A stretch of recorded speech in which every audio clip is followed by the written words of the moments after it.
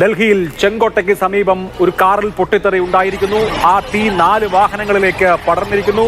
Lal Qila metro സ്റ്റേഷന് സമീപത്താണ് ഈ സ്ഫോടനം ഉണ്ടായിരിക്കുന്നത്. ചെങ്കോട്ടയുടെ ഗേറ്റ് നമ്പർ 1 ആണ് ഇപ്പോൾ ഈ സ്ഫോടനം ഉണ്ടായിരിക്കുന്നത് എന്നുള്ളതാണ് വിവരം. ഈ സ്ഫോടനം അത് ഭീകരാക്രമണമാണോ അതോ ഒരു അപകടമാണോ എന്ന് ഇതിനോടകം വ്യക്തമായിട്ടില്ല.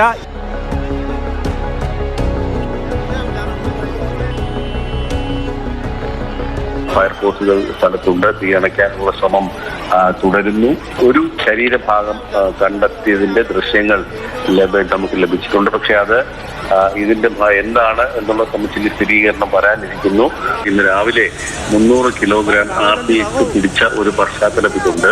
അതുകൊണ്ട് തന്നെ ഇത് ഭീകരാക്രമണമാണോ എന്നുള്ളൊരു സംശയം പോലീസിനുണ്ട്. അത് അവരതിന്റെ ആ വശം പരിശോധിക്കുന്ന മാത്രമേ ഉള്ളൂ ഇപ്പോൾ. അതായത് ഈ സ്ഫോടനം ഏത് തരത്തിലുണ്ടായി എന്നുള്ളതാണ്.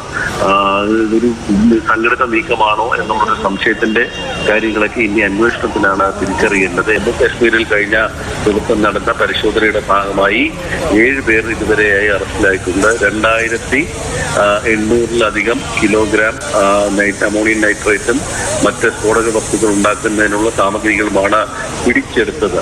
അതിന്റെ ഭാഗമായിട്ടാണ് ഡൽഹിയിലും പരിശോധനകൾ നടന്നത്.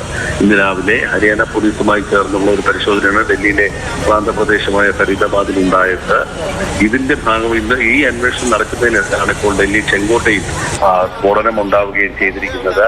കൂടുതൽ പേർക്ക് പരിക്കേറ്റിട്ടുണ്ടോ, എന്തെങ്കിലും മറ്റ് അത്യാഹിതങ്ങൾ ആർക്കെങ്കിലും സംഭവിച്ചിട്ടുണ്ടോ തുടങ്ങിയ കാര്യങ്ങളൊക്കെ പരിശോധനയ്ക്ക് വിധേയമാണ്.